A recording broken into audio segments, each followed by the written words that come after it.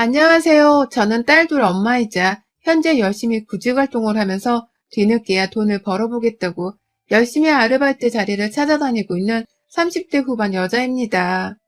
20대 후반에 결혼을 해서 벌써 결혼한 지는 7년이 다 되었고요. 저희 남편은 저하고 1년 연애 후 결혼을 한 동갑내기예요. 저희 두 사람은 만날래야 만날 수가 없는 거리가 먼 인생을 각자 살고 있었습니다. 최근까지도 저희 부부 모두를 알고 지내는 지인들은 둘이서 만나게 된 게 신기하다고 말해줄 만큼 만남 자체가 참 신기한 커플이었죠. 저는 어릴 적부터 경제적으로 아주 보통의 정말 지극히 보통인 가정에서 자랐습니다. 부모님 모두 살아계시고 또 건강하시고요. 아버지가 대기업까지는 아니더라도 한 중견기업에서 번듯이 돈을 벌어오고 계셨고, 저희 어머님은 그 시절부터 부업에 눈을 뜨셔서는 이것저것 동네 아주머니들과 모여 할 수 있는 일은 곧잘 해오셨어요. 아버지 혼자 벌어오시는 돈으로도 저랑 남동생을 충분히 먹여 살 수 있었는데도 어머니는 나이 젊어 모아놓은 돈은 늙어서 효도를 한다며 최대한 많이 그리고 열심히 벌어서 저희 남매를 더 풍족하게 키우심과 동시에 노후 준비도 열심히 하셨던 것 같습니다. 제가 어릴 적에는 엄마가 왜 이리 돈 버는 것에 열을 올리실까 싶어서 이해가 잘 안 되긴 했지만 한두 살 더 먹어갈수록 알겠더라고요. 엄마 아버지가 저희 남매에게 해주는 모든 혜택들, 사소한 학원비부터 대학 등록금까지도 다 그렇게 벌고 모은 돈에서 나온 것이라는 것을 말이죠. 그래서 저도 어릴 적부터 경제적인 독립을 좀 더 빨리 꿈꿨던 것 같아요. 대학 등록금까지는 부모님께 손을 빌려서 들어갔지만 그 후 부모님을 따라서 저도 아르바이트를 굉장히 열심히 했고 부모님이 필요 없다고 하여 용돈을 드리진 않았지만 저 혼자 쓸 일이 있을까 싶어서 통장에 차곡차곡 모아뒀네요. 그리곤 이렇게 사는 제 인생을 나름 즐겼어요. 열심히 산다는 것에 사는 의미를 두면서 그냥 이유 없이 만족해 했던 것 같습니다.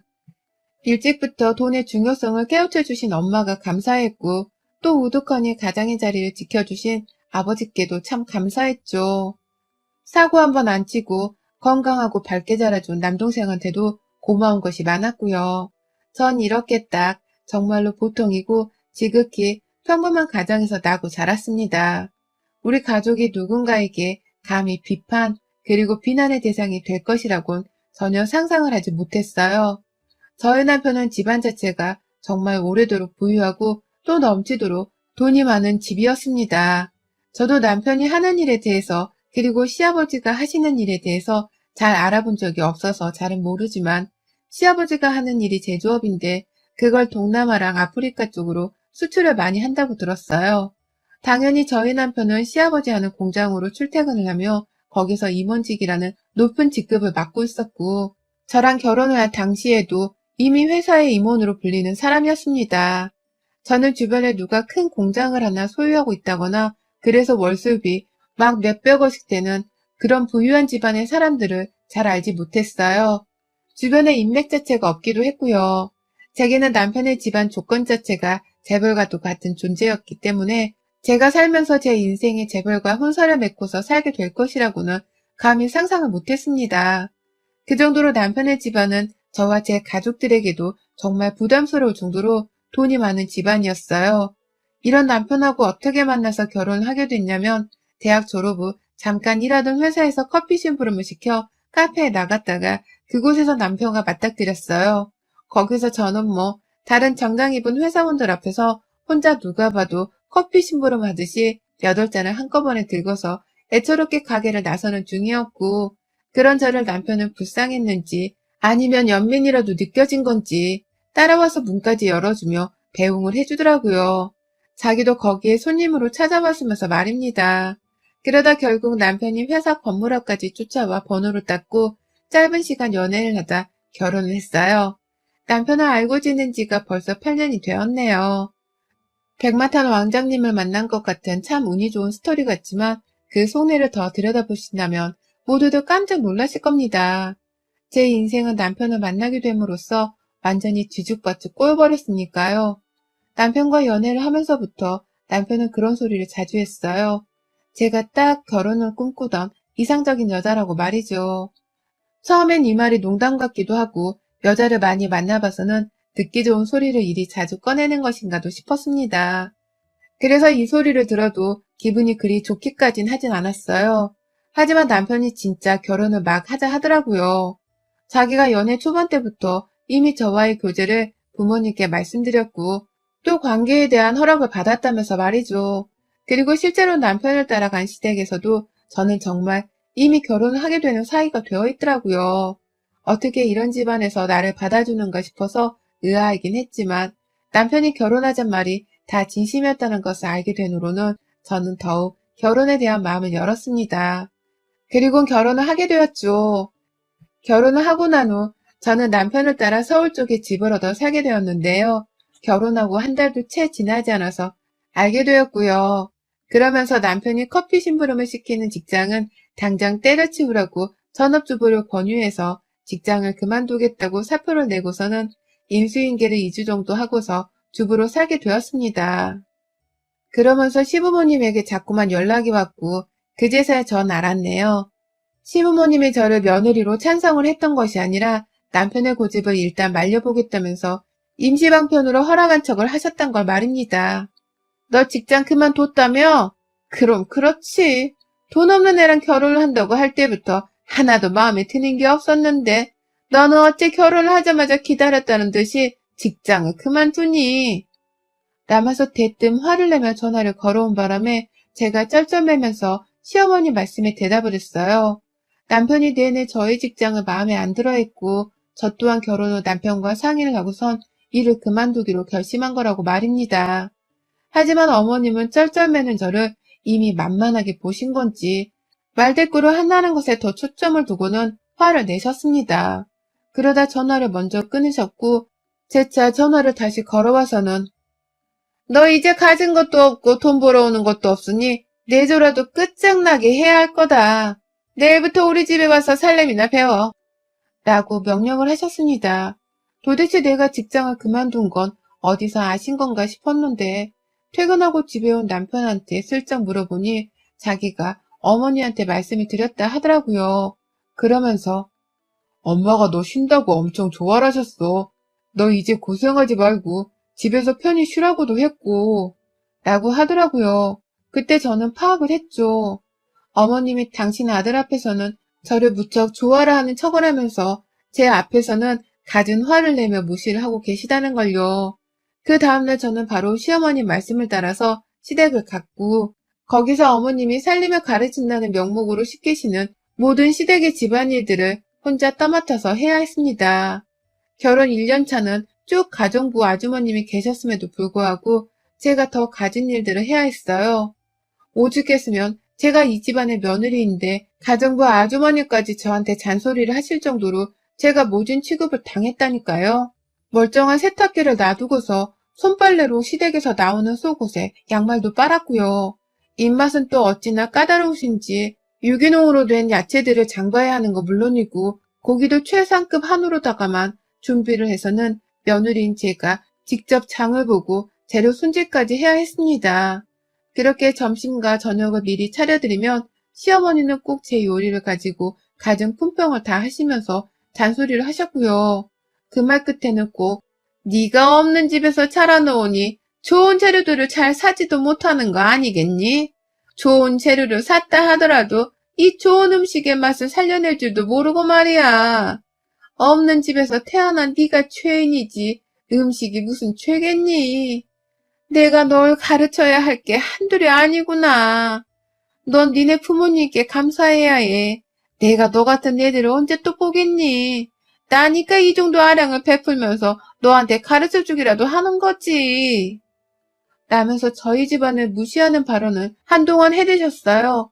1절을 시작하며 4절까지는 기본이었고 내내 제가 없이 자라서 할 줄 아는 것도 없고 비싼 것들을 다루지도 못한다며 무시를 하는 일괄적인 말씀이었죠. 저로서는 너무 자존심도 상하고 이걸 우리 부모님이 알게 된다면 얼마나 마음이 아프실까 싶어서 정말 상처였습니다. 하지만 시어머니는 절대로 자신의 태도를 고피를 하지 않았고 저를 무시하는 건 시아버지도 마찬가지셨어요. 기껏 저녁을 차려놨다고 하니 같이 먹자는 말은 한마디도 먼저 하질 않으신 채 넌 집에 가봐라. 라고 하면서 저를 안 보겠다며 쫓아내기만 급급하셨고요. 시어머니가 조금이라도 저희 집안에 대해서 없는 집안 혹은 가난한 집이라고 평가를 하실 때에 옆에서 공감을 한다는 듯이 괜히 고개를 끄덕인 적도 많았습니다. 전 분명히 봤었네요. 그 평온하고 인자한 얼굴 속에 가려진 사돈을 비하하고 무시하는 돈 많은 인간들의 비겁한 마음 심보를 말입니다. 그 후로 시어머니는 잘 다니던 가정부 아주머니로 해고하셨고 완전히 저한테 시집살이를 강요하면서 거의 일주일에 5번을 시댁으로 매일 불러들이셨어요. 잠깐 살림을 가르쳐주는 줄 알았더니만 저는 졸지에 매번 남편이 출근을 했을 때마다 시댁으로 불려가야 했고 거기서 가정부로 살았어요. 그러다가 제가 임신을 하게 되면서 그리고 남편이 시아버지께 졸라서 출산 직전 육아휴직 3개월을 쓰게 되면서부터는 시어머니가 저의 시댁으로 부르지 않으셨고요. 저도 모처럼 휴식다운 휴식을 취하면서 남편과 일상을 살아갈 수 있었습니다. 남편에게 그냥 이대로 쭉 육아휴직을 쓰면 안 되냐고 물어보기도 했고 제가 다시 밖에 나가서 취업을 하는 건 어떻냐면서 제안을 해보기도 했어요. 시어머니가 매일 부르는 게 좀 힘들다고도 말을 해봤고요. 하지만 딱히 달라질 것은 없었습니다. 남편은 마치 그것이 시어머니가 며느리를 대하는 당연한 자세가 아니겠냐는 식으로 말을 했고 저를 다 이해해주지 못했는지라 저는 출산을 하고서 다시 시어머니가 부르면 부르는 대로 시댁을 가야만 했죠. 다행히 제가 아이를 낳게 되면서는 얘를 키워야 해서 시어머니가 불러도 핑계를 댈 수 있는 것들이 좀 있었습니다. 그럼에도 제 딸이 보고 싶다고 주말에까지 불러내시는 일들이 그만큼 많아졌는지라 저는 꼼짝없이 결혼하고서 6년 가까이를 거의 매일같이 시부모님을 뵙고 살았습니다. 저를 낳아주신 제 친정 부모님도 그것보다 훨씬 못 미치는 횟수로 만나왔는데 제 부모님은 무시하고 집안에 돈이 없다 깔보는 시부모님은 참 잘도 만나왔죠. 저 개인적으로도 많이 괴로운 일이었고 그래서 저는 일부러라도 병적으로 친정 부모님과의 전화통화를 참 자주 하곤 했답니다.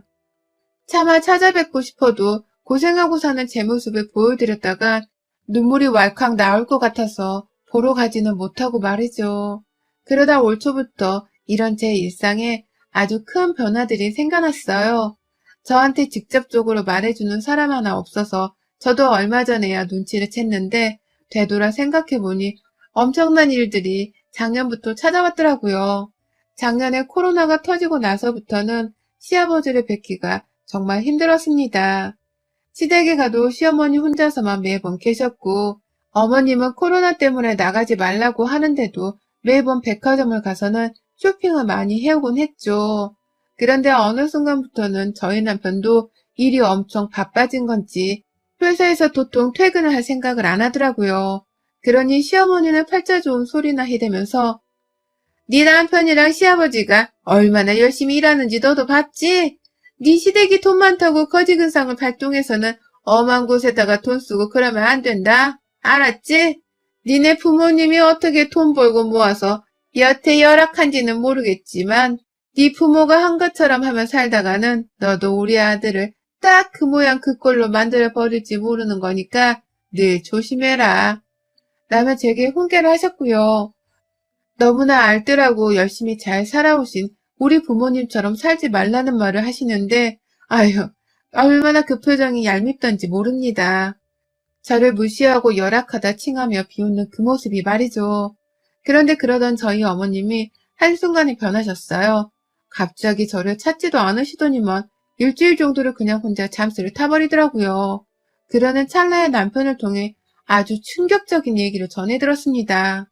바로 시아버지의 회사에 부도가 났다는 사실이었습니다. 수출로 먹고 살던 회사였고 이미 오래전부터 회사 운영이 기울어져 가고 있었다고 하더라고요. 진작에 망해도 이상할 것이 없던 회사였는데 그걸 멱살 잡고 끌고 오다가 코로나가 터지게 되면서 회사가 완전히 망가져버린 것이었습니다. 말로만 듣던 부도라는 게 저희 집안에 일어나게 될 줄이야. 상황이 그런 와중이었는데도 시어머니는 재벌집 사모임 마냥 백화점을 들락거리면서 쇼핑을 하고 저를 불러대서는 우리 집안이 열악하네 어쩌네 하면서 잔소리를 해대더라고요. 부도 사실에 대해서 몰랐던 건지 얼마 전까지만 하더라도 아주 기세등등 쇼핑을 잘도 하셨고요. 아무래도 일주일간 시어머니가 저를 부르지도 않고 오지 말라고 잠수를 타버렸던 게 다 집안에 부도가 났다는 사실을 그제서야 접하고서는 충격을 받아서 혼자 멘붕에 빠져있다 연락을 못한 듯 했어요. 그러고 나니 저는 내 남편이 부도가 났다는 사실과 더불어 시어머니의 충격이 그대로 저한테까지 전해지는 기분이었죠. 시어머니만 생각을 하면 당장이라도 소리를 지르며 천벌받은 거다!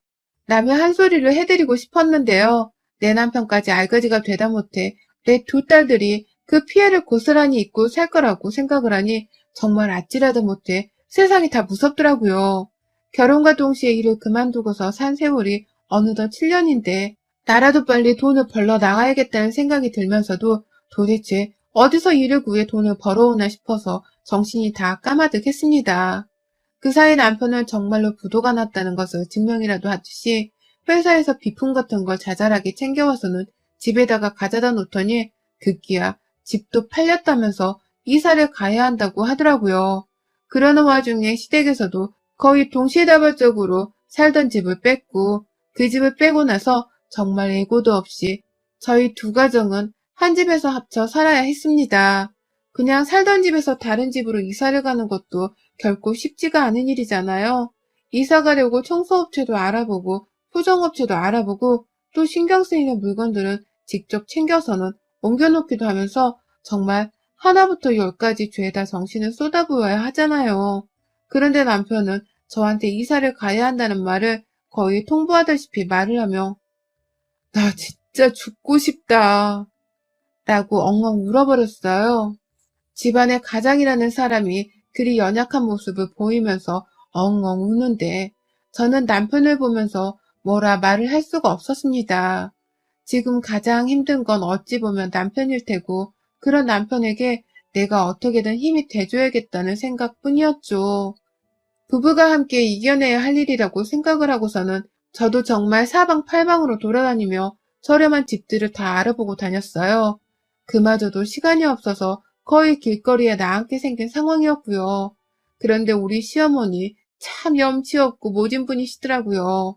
한동안 집안 부도 소식으로 정신이 나가서 연락이 없는 줄 알고서 저도 신경 끄고 내 가족부터 챙기며 어떻게든 버티고 살고 있었는데요. 하루는 어머님이 전화를 하셔서 절 집으로 호출하더라고요. 곧 팔리게 된 그 시댁 집으로 말입니다. 집에 부도가 났다는데도 며느리를 집으로 오라 마라 부를 정신이 있는 건가 싶어서 순간 화딱지가 나다가도 일단 뭔 얘기를 하시는지 들어보자는 마음으로 시댁을 찾았어요. 그런데 저는 그 자리에서 정말 박장대소를 하고야 말았습니다. 어머님이 저를 불러서는 아주 갖은 자세를 다 잡으면서 팔짱을 낀 채 소파에 앉아서 저를 부르더라고요. 마치 드라마에 나오는 재벌집 악덕 시어머니 마냥 말이죠. 그러더니만 글쎄 저한테 부탁도 아닌 명령을 하더라고요. 야, 너도 알다시피 지금 집안이 부도로 난리 났잖니. 근데도 너는 어째 시댁을 도와주려는 말 한마디를 안 꺼내고 있니? 지금 우리 집이나 너네 집이나 팔고서 쫓겨나게 생겼는데 너는 어째 니네 친정의 얘기를 하지도 않니? 우리가 잠시 지금만 돈이 일시적으로 없는 것뿐이니까 당분간만 니네 친정에서 신세 좀 지자. 니네 시아버지가 다시 집안 일으켜 세우시면 그때 이 집도 다시 찾아올 거고 니들 사는 집도 다시 사줄 테니까 니네 친정 부모한테 말해서 우리 방 2개 좀 빼놓으시라고 해. 라고 하면서 말입니다. 아니 우리 친정 부모님이 사시는 집에 자기가 뭔데 방을 빼라 마라 하나요. 방 하나에 온 식구가 붙어 살아도 모자랄 판국에 방 3개인 집에서 무려 2개나 자신들을 위해서 빼달라고 하다니. 저희 애들이나 남편이면 몰라도 제가 왜 시어머니, 시아버지까지 챙기고 우리 친정에 들어가야 하는지를 도저히 모르겠더라고요. 평상시 우리 친정에 대해서 공경을 하고 예의를 갖추던 분들도 아니셨고 열악하다고 비하하고 무시를 하면 더 했던 분들이신데 말입니다. 도무지 시어머니의 태도가 괘씸하고 어처구니가 없어서 저는 쉽사리 대답을 하지 못했어요. 그만 박장대소를 하고 만 거죠. 저도 너무 힘들었으니까요. 어머님, 아직도 사태 파악이 안 되세요? 회사가 아주 오래전부터 경영난에 시달렸다고 하던데 어머님은 안주인이나 되셔서 그런 것도 하나 알아채지도 못하고 내내 백화점으로 쇼핑하러 다니고 저희 집 없다고 무시하고 사셨잖아요. 그런데도 지금 이 상황에서 우리 친정에 방 빼달라고 명령할 정신이 있으세요? 스스로 부끄럽고 염치 없다 생각되지 않으세요? 라고 하면서 저는 웃었다가 화냈다가 머리를 쥐어 싸맸다가 하면서 아주 정신없이 시어머니를 비난했어요. 그간 우리 집이 열악하고 부모님이 돈을 제대로 굴리지 못해 그러고 사는 거라며 무시한 걸 잊었냐면서 아주 제 머릿속에 떠오르는 시어머니의 막말들을 아주 또박또박 기억해내서는 뱉어냈습니다. 그때 그랬으면서 이제 와서 왜 우리 친정 부모님 집에서 피해를 끼치려 하냐고 말이죠. 그러니 시어머니도 처음에는 너 이제 와서 우리 집에 돈 없다고 나 무시하는 거야? 이제야 본색을 드러내는 거냐? 라면서 일방적으로 제게 매정하다고 탓을 하시더라고요. 제가 망한 시댁을 우습게 보기 시작했다면서 혼자 분하다고 가슴을 쳐대기까지 하셨어요. 그러다가 제가 그만 좀 하세요. 친정에 가더라도 내 남편이랑 내 새끼들만 끌고 갈 거니까 어머님 아버님 앞날은 알아서 챙기시라고요. 그렇게 7년이 되는 시간 동안 괴롭히고 못살게 굴면서 제 가슴에 칼만 꽂아대더니 이제 와서 우리 친정에 도움을 주라니. 뭐 이런 개 같은 짓구성이 다 있어? 돈이라도 있어서 내가 여태 시다바리를 들었건만 이젠 돈도 없고 뭣도 없고 자존심만 살아서는 쥐뿔도 안 남은 게. 라면서 시어머니 귀에 침을 튀기면서 말을 했습니다. 제 입으로 시어머니께 돈이 없다는 소리를 살아생전 욕으로 뱉어낼 줄이야. 저도 놀라고 시어머니도 놀라선 둘 다 이 상황을 참혹하다 여겼죠. 그 와중에 시어머니는 저희 친정마저 없으면 정말 어디 반지하라도 당장 몇십만 원의 월세만 내고서 시아버지랑 들어가야 할 판이었는지라 무진장 절박해 보였고요. 그러니 저는 시어머니의 그 절박함을 누구보다 더 잘 안다며 재차 말씀을 드렸습니다. 절박하면 비세요. 빌고 매달리고 애원하세요. 어디 가면 이래라 저래라 남의 부모님 집을 멋대로 들어오겠다고 명령입니까? 어머님, 처지 좀 먼저 깨우치세요. 아셨어요? 라고 말이죠. 그 바람에 시어머니는 뒷목을 잡으려는 듯 일어섰다가 다시 소파에 기절하듯 주저앉았고 한참 혼자 생각을 하듯이 말이 없다가 그만 갈게요. 라면서 나가려는 제 종아리를 붙잡더라고요. 제가 통이 큰 검정색 바지를 입고 있었는데 글쎄 어머님이 제 뒤에서 저를 붙잡는다고 무릎을 꿇고서는 제 종아리 바지가랭이를 잡더라고요. 거기 아니면 우리 진짜 갈 데가 없다. 한 번만 물어봐 주라. 사돈 분들 좋으신 분들이잖니. 라는 비굴한 애원과 함께 말입니다. 저요? 어머님이 제 눈아래 무릎을 꿇고 애원하시는 그 모습을 마지막으로 그럴 일은 없습니다. 죽었다 깨어나도 어머님 아버님 도와드릴 일은 없어요. 억울하시면 얼른 회사 재개하셔서 집안 원상복귀 시켜놓으시던가요. 저는 어릴 적부터 돈 허투루 쓰지 말고 잘 모아놓으라고 가르쳐주신 저희 엄마랑 가장으로 한평생 고생하신 저희 부모님께 절대로 어머님 아버님 뒤치다꺼리까지 하는 일을 만들어드리진 않을 겁니다. 라며 강하게 거절을 했네요. 그럴 일 없어. 내가 설거지랑 요리랑 청소까지 다 할게. 라고 재차 애원하는 시어머니를 본체만체 하면서 그 팔을 뿌리치고는 집을 나섰어요. 그 길을 마지막으로 저는 남편에게도 우리 친정에 들어가는 대신 시부모님은 우리 부모님 근처에도 얼씬거리게 하지 말라면서 지난 7년간의 모욕을 재차 토해냈고 남편은 상황이 급박하고 또 선택의 여지가 없다고 느꼈는지 그걸 그대로 수용했습니다. 처음엔 방 하나에 같이 살면 안 되겠냐는 정신나간 소리를 하길래 그러길래 평소에 우리 부모님을 조금이라도 존중을 해주지 그랬니? 니네 부모님을 탓해. 라면서 씨알이 안 먹히도록 소리를 지르며 거부를 했어요. 지금은 이사 준비를 하면서 살던 집에서 쫓겨날 준비를 하는 중이고 곧 친정으로 들어가는데 가슴이 참 먹먹하네요. 동시에 일자리까지 구하면서 정말 매일이 지옥 같은데 이 삶이 도대체 언제쯤 끝이 날런지요. 그래도 하나 이 와중에 시부모님이 자신들의 과거 언행을 뉘우치고 후회할 수 있는 반성의 계기가 생겨난 것에 대해서는 두고두고 속이 시원하려 합니다. 그거 하나로 겨우 정신줄 붙잡고 버텨가고 있네요. 우리 시어머니 속이 지금 얼마나 시커멓게 타들어가고 있을지 안 봐도 뻔한데 조만간 속을 한 번 더 뒤집어주려 연락이라도 해야 할까 싶습니다. 그때도 재차 우리 친정에 들어오겠다고 하면 또 한 번 매몰차게 거절을 해서는 코를 납작하게 해줘야지요. 나는 덕분에 결혼생활 7년간도 고통스러웠고 지금 현재도 너무 고통스러우니까 나한테 끼친 이 피해를 시부모는 배로 당하며 살길 바랍니다. 여러분의 생각은 댓글로 남겨주세요. 오늘도 시청해주셔서 정말 감사합니다.